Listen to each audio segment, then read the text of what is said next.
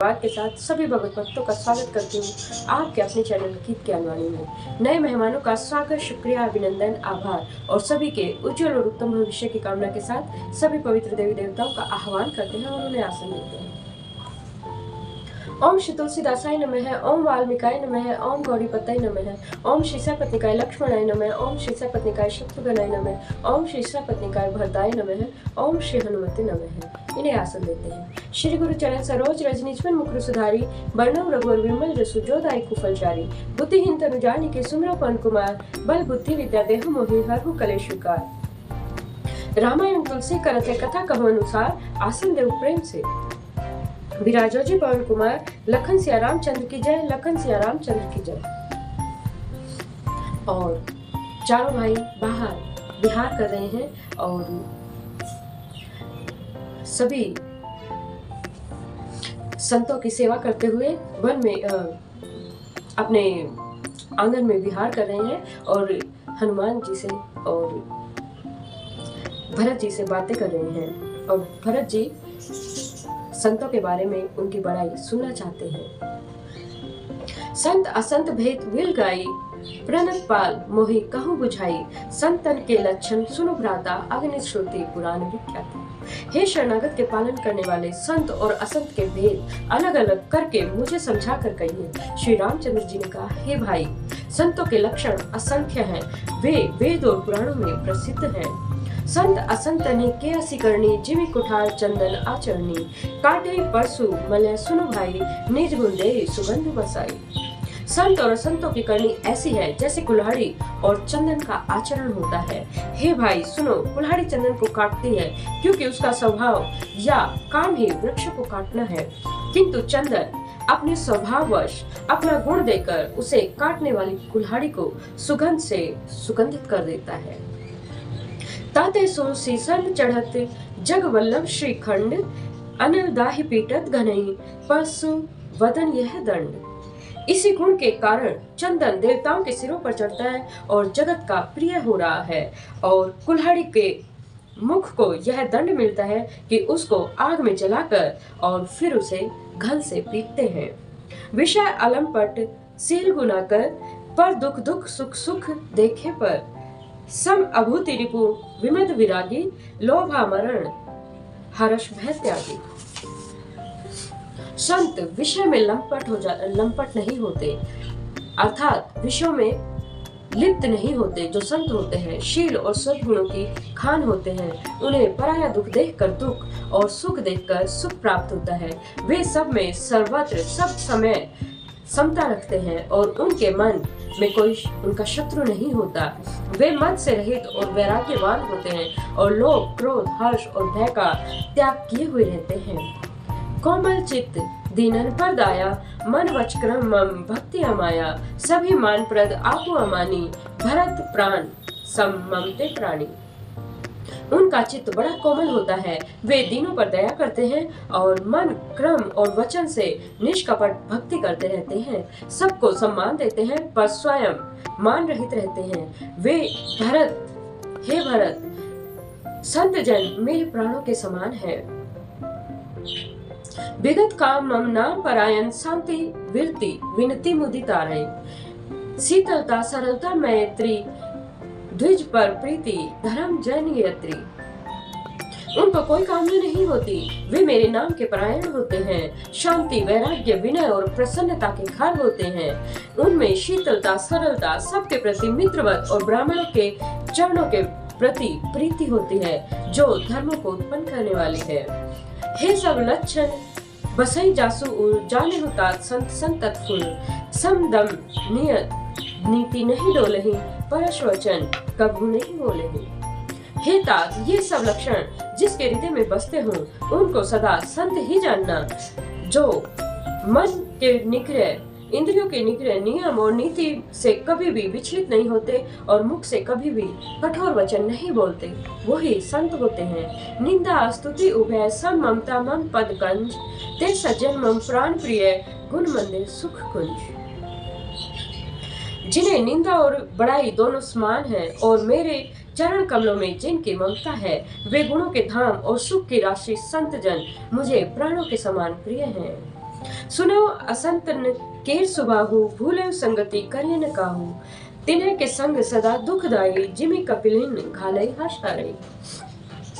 अब असंतों के दुष्टों के स्वभाव को सुनो, कभी भूल कर भी उनकी संगति नहीं करनी चाहिए। उनका संग सदा दुख देने वाला होता है। जैसे हर हाई अर्थात बुरी जाति की गाय कपिला सीधी और दुधारू गाय को अपने संग से नष्ट कर डालती है। खलन हृदय अति ताप विशेषी जरिन सदा पर संपत्ति देखी जह तह निंदा सुनहि पराई हर्ष ही मनहु परिनिधि पाई।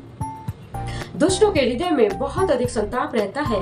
वे पराई संपत्ति को सुख को देखकर सदा ही जलते रहते हैं। वे जहाँ कहीं भी दूसरों की निंदा सुन पाते हैं वहाँ ऐसे हर्षित होते हैं मानो रास्ते में पड़ा हुआ खजाना उन्हें मिल गया हो। काम क्रोध मद लोभ परायण निर्दय कपटी कुटिल मलायन बरो अकारण सबको हुसो जो कर हित अनहितता हुसो। वे काम क्रोध मद और लोभ के परायण और निर्दयी कपटी कुटिल और पापों के घर होते हैं। वे बिना ही कारण सब किसी से वैर किया करते हैं। जो भलाई करता है उसके साथ भी बुराई ही करते हैं। झूठा ही लेना झूठा ही देना झूठा ही भोजन झूठ चवेना बोले मधुर वचन जिमि मोरा खाई महा अहि हृदय कठोरा। अर्थात उनका झूठा ही लेना और झूठा ही देना होता है, झूठा ही भोजन होता है और झूठा ही चबेना होता है। अर्थात वो लेने देने में व्यवहार में झूठ का आश्रय लेकर और दूसरों का हक मार लेते हैं और झूठों की ही डींग हाका करते हैं कि हमने लाखों रुपए ले लिए करोड़ों का दान कर दिया। इसी प्रकार खाते हैं चने की रोटी और कहते हैं कि आज खूब मार खाकर आए हैं और चबेना खाकर रह जाते हैं और कहते हैं कि हम बढ़िया भोजन से वैराग्य हैं इत्यादि। मतलब यह सब वे सभी बातों में झूठ ही बोला करते हैं। जैसे मोर बहुत मीठा बोलता है परंतु जब उसका हृदय ऐसा कठोर होता है कि वह महान विषैले सांपों को भी खा जाता है, वैसे ही वे भी ऊपर से मीठे वचन बोलते हैं परंतु हृदय से बड़े ही निर्दयी होते हैं। पर द्रोही पर दार रत पर धन पर अपवाद ते नर पावर पाप में देह धरे मत जात। वे दूसरों से द्रोह करते हैं और पराई स्त्री पराई धन और पराई निंदा में आसक्त होते हैं। वे पामर और पाप में मनुष्य नर शरीर धारण किए हुए राक्षसों के समान ही हैं। लोभई ओढ़न लोभई डासन शीर्ष नोदर पर जमपुर त्रासदन काहू की जो सुनही बढ़ाई श्वास ले ही जनु जुड़ी आई। लोभ ही ओढ़ना और लोभ ही उनका बिछोना होता है। अर्थात लोभ ही से वो सदा घिरे हुए रहते हैं। वे पशुओं के समान आहार और मैथुन के ही परायण होते हैं। उन्हें यमपुर का भय नहीं लगता। यदि किसी की बड़ाई सुन पाते हैं तो वे ऐसी दुख भरी सांस लेते हैं मानो उन्हें जूड़ी आ गई हो। जब काहू के देखई विपत्ति सुखी भई मानो जग नृपति स्वार्थ रथ परिवार विरोधी लंपट लाम काम क्रोध अति क्रोधी। जब किसी को विपत्ति में देखते हैं तब वो ऐसे सुखी होते हो, ऐसे सुख अनुभव करते हैं जैसे वो जगत भर के राजा हो गए हों। स्वार्थ परायण परिवार वालों के विरोधी काम और लोभ के कारण लंपट और अत्यंत क्रोधी होते हैं। मातु पितु गुरु विप्र न मानहि आपु गए अरुघाले या नहीं करे मोह बस द्रोह परावा संग संग हरि कथा न भावा। वे माता पिता गुरु और ब्राह्मण किसी को भी नहीं मानते। आप तो नष्ट हुए ही रहते हैं, साथ ही अपने संग को भी दूसरों को भी नष्ट करे रहते हैं। मोहवश दूसरों से द्रोह करते हैं और उन्हें न संतों का ही संग अच्छा लगता है न ही उन्हें भगवान की कथा सुहाती है। अवगुण सिंधु मंदमति कामी वेद विदूषक परधन स्वामी विप्र द्रोह पर द्रोह विशेषा दम्भ कपट जिये धरे सुवेशा। वे अवगुणों के समुद्र मंद बुद्धि राग युक्त वेदों के निंदक और जबरदस्ती पराय धन के स्वामी होते हैं, उनको लूटने वाले होते हैं। वे दूसरों से द्रोह तो करते ही हैं परंतु ब्राह्मण द्रोह विशेष रूप से करते हैं। उनके हृदय में दंभ और कपट भरा रहता है परंतु वो ऊपर से सुंदर वेश धारण करके रहते हैं। ऐसे अधम मनुज खल कृत जुग त्रेता नाही द्वापर कछुक वृंद बहु हो ही कल जुग माही। ऐसे नीच और दुष्ट मनुष्य सतयुग और त्रेता में तो नहीं होते, द्वापर में थोड़े ही होंगे और कलयुग में तो इनके झुंड के झुंड बने होंगे। परहित सरस धर्म नहीं भाई, पर पीड़ा सम नहीं अदमाई। निर्णय सकल पुराण वेद कर, केऊ तात जाने कोविद नर। हे भाई, दूसरों की भलाई समान कोई धर्म नहीं है और दूसरों को दुख पहुंचाने के समान कोई नीचता नहीं है, कोई पाप नहीं है। हे तात, समस्त पुराणों और वेदों का निर्णय निश्चित सिद्धांत मैंने तुमसे कह दिया है। इस बात को पंडित लोग जानते हैं। न शरीर धरी जेपन पीरा, करही ते सरही महाभाव भीरा। करही मोह बस नर अग्नाना, स्वार्थ रत परलोक न साना। मनुष्य का शरीर धारण करके जो लोग दूसरों को दुख पहुंचाते हैं, उनकी जन्म मृत्यु के समान संकट सहने वाली होती है। मनुष्य मोह व स्वार्थ परायण होकर अनेकों पाप करते हैं, इसी से इनका परलोक नष्ट हुआ करता है। काल रूप तिन्ह कह मैं भ्राता, शुभ और अशुभ कर्म फल दाता। अस्विचारी जे परम सयाने, भजई मोहि संसृत दुख जाने। हे भाई, मैं उनके लिए काल रूप हूँ, बहुत ही भयंकर हूँ और उनके अच्छे और बुरे कर्मों के यथा योग्य फल देने वाला हूँ। ऐसा विचार कर जो लोग परम चतुर हैं, वो संसार के प्रवाह को दुख रूप जानकर मुझे ही फंसते हैं। त्याग ही कर्म शुभाशुभ दायक, भजे मोहि सो नर मुनि नायक। संत असंतन के गुण भाषे, तेन परहि भव जिन लखि राखे। इसी से वे शुभ और अशुभ फल देने वाले कर्मों को त्याग कर देवता, मनुष्य और मुनियों के नायक मुझको भजते हैं। इस प्रकार मैंने संतों और असंतों के गुण कहे। जिन लोगों ने इन गुणों को समझ रखा है, वे जन्म और मृत्यु के चक्कर से छूट जाते हैं। सुनो तात माया कृत, गुण अरु दोष अनेक। गुण ये उभय न देखहि, देखे सो अविवेक। हे तात, सुनो, माया से रचे हुए ही सब गुण और दोष हैं, इनकी कोई वास्तविकता सत्ता नहीं है। विवेक इसी में है कि दोनों ही न देखे जाएं, इन्हें देखना ही अविवेक है। श्रीमुख वचन सुनत सब भाई, हर्ष प्रेम ने हृदय समाही। करें विनय अति वारहि बारा, हनुमान ही हर्ष अपारा। भगवान के श्रीमुख से ये वचन सुनकर सब भाई हर्षित हो गए। प्रेम उनके हृदय में समाता नहीं है, वे बार बार बड़ी विनती करते हैं। विशेषकर हनुमान जी के हृदय में अपार हर्ष है। पुनि रघुपति निज मंदिर गए, एहि विधि चरित करत नित नए। बार बार नारद मुनि आवहि, चरित पुनीत राम के गावहि। तदंतर श्री रामचंद्र जी अपने महल को गए। इस प्रकार से वे नित्य नई लीला करते हैं। नारद मुनि अयोध्या में बार बार आते जाते रहते हैं और आकर श्री रामचंद्र जी के पवित्र चरित्र की गाथा गाते हैं। नित नव चरित देखे मुनि जाहि, ब्रह्मलोक सब कथा कहा ही। सुनि विरंची अतिशय सुख मानहि, पुनि पुनि तात करम गुण गानहि। मुनि यहाँ से नित्य नित्य नए चरित्र देख देख कर जाते हैं और ब्रह्मलोक में जाकर सबको नई नई कथाएं सुनाते हैं।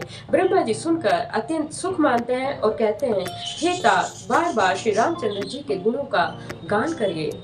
सनकादिक नारद ही सराही, यद्यपि ब्रह्म निरत मुनि आही। सुनि गुण गान समाधि विसारी, सारद सुनहि परम अधिकारी। सनकादि मुनि नारद जी की सराहना करते हैं। यद्यपि सनकादि मुनि ब्रह्मनिष्ठ है, परंतु श्री रामचंद्र जी के गुणगान को सुनकर वो भी अपनी ब्रह्म समाधि को भूल जाते हैं और आदर पूर्वक उसे ही सुनते हैं और वो राम कथा सुनने के श्रेष्ठ अधिकारी हैं। जीवन मुक्त ब्रह्म पर चरित सुने तजी ध्यान, जे हरि कथा न करहि रति, तिन्हे के हिय पाषाण।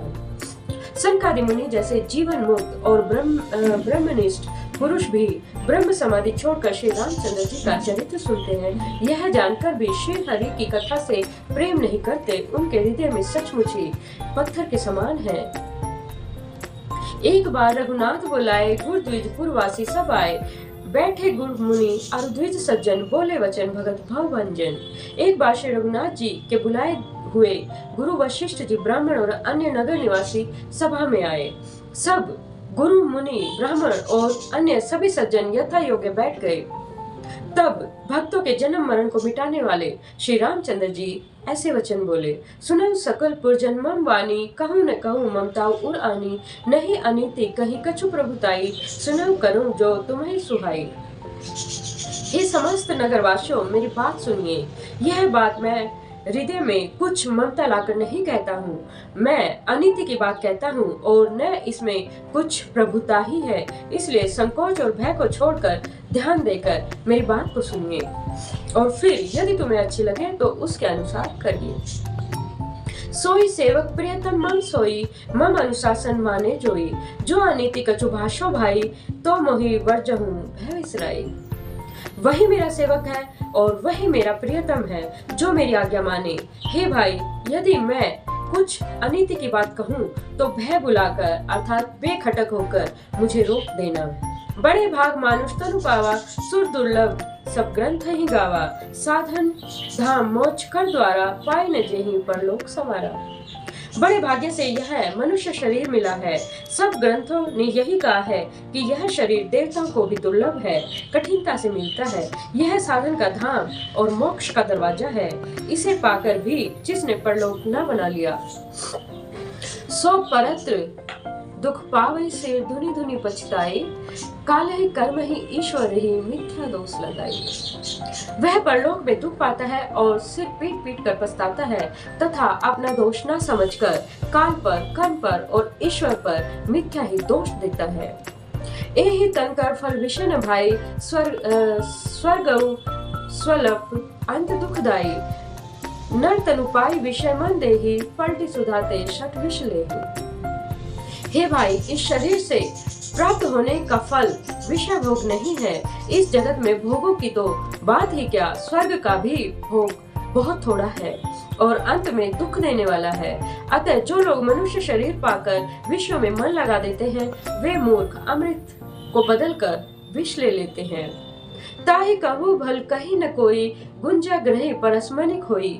आकर 4 लक्ष 84, जोनि भ्रमत यह जीवन विनाशी।